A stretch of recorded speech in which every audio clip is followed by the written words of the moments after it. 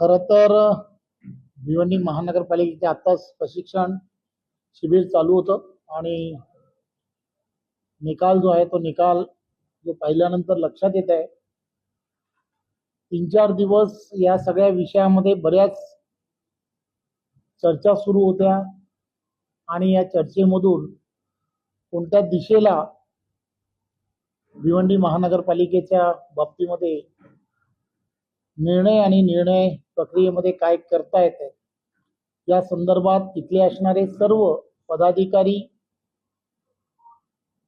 यांच्याशी सगळ्यांशी चर्चा करून त्या संदर्भामध्ये भारतीय जनता पार्टीच्या माध्यमातून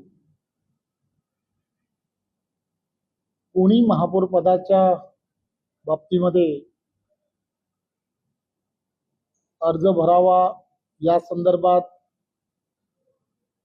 सुरुवातीच्या काळामध्ये नारायण चौधरी यांना मी अर्ज भरावा असं पार्टीच्या माध्यमातून एक 8 ते 10 दिवसा अगोदर त्यांना कळवण्यात आलं होतं, कारण त्यांनीच त्यांच्या कोर टीममध्ये त्या संदर्भामध्ये नारायण चौधरींना महापौरपदी उमेदवारी द्यावी असं बहुमताने आम्हाला कळवलं होतं आणि त्यामुळे त्या संदर्भातला तसा निर्णय त्यावेळेच्या काळात घेतला होता.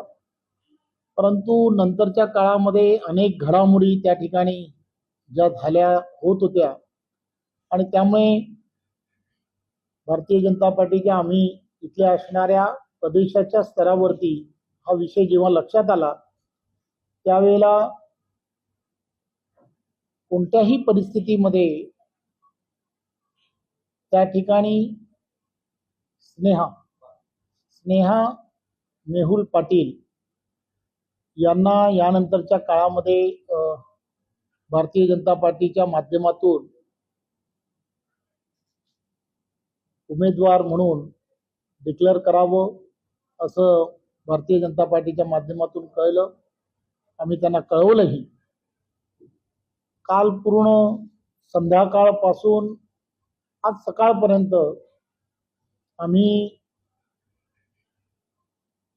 नारायण चौधरी असतील, त्यांच्याबरोबर काही भारतीय जनता पार्टीचे नगरसेवक आहेत की जे कदाचित बंडखोरी करतील असं ज्यावेळेला लक्षात आलं त्यांना फार समजवण्याचा प्रयत्न केला की आपण असं करू नये, पार्टीच्या विरोधात केलं तर पार्टी तुमच्यावरती कारवाई करेल आणि असं आम्ही सांगत होतो. त्यांना समजवण्याचा अनेक जणही प्रयत्न करत होते, आम्हीही करत होतो.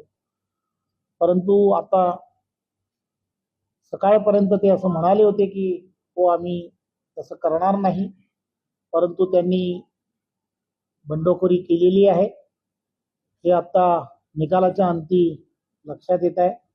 त्यामुळे ज्यांनी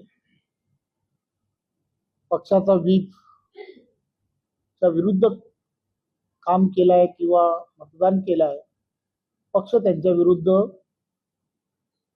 कारवाई करणार आहे असं आम्ही सर्वांनी मिळून ठरवलंय. की खरं तर आता कोण काय म्हणेल यापेक्षाही आम्ही काल त्यांना फार समजवण्याचा या संदर्भामध्ये प्रयत्न केला. सकाळपर्यंत आम्ही त्यांच्याबरोबर समजवण्याचा अतिशय प्रयत्न करत होतो, परंतु त्यांची असणारी त्या ठिकाणची स्थानिक पातळीवरती ज्या त्या ठिकाणी घटना घडल्या होत्या त्या आपणा सर्वांना माहीत आहेत. त्या ठिकाणी असणारे विलास पाटील असतील किंवा ते कोणार्कचे जे प्रमुख आहेत त्यांच्याबरोबर त्यांचे असणारे स्थानिक वाद, त्या सगळ्या गोष्टी एवढ्या मोठ्या प्रमाणामध्ये ते वारंवार सांगत होते, बोलत होते. आम्ही फार प्रयत्न केला, म्हणजे टोकाचा प्रयत्न ज्याला म्हणतात तो टोकाचा प्रयत्न करत होतो की आपण या दिशेला जाऊ नये. आम्हाला ही उमेदवार यासाठीच बदलला होता की जेणेकरून त्यांच्यामध्ये वाद आहेत म्हणून मग दुसऱ्याला कोणाला तरी उमेदवारी द्यावी, म्हणूनच आम्ही स्नेहा ताईंच्या बाबतीमध्ये जो विचार केला तो त्यासाठीच केला होता. परंतु या सगळ्या गोष्टी आपल्याला अधिक माहीत आहेत. त्यामुळे आता तर या संदर्भात झालेला निकाल आपण सर्वांनी पाहिलाय. त्यामुळे आम्ही पार्टी म्हणून जो निर्णय करायला पाहिजे.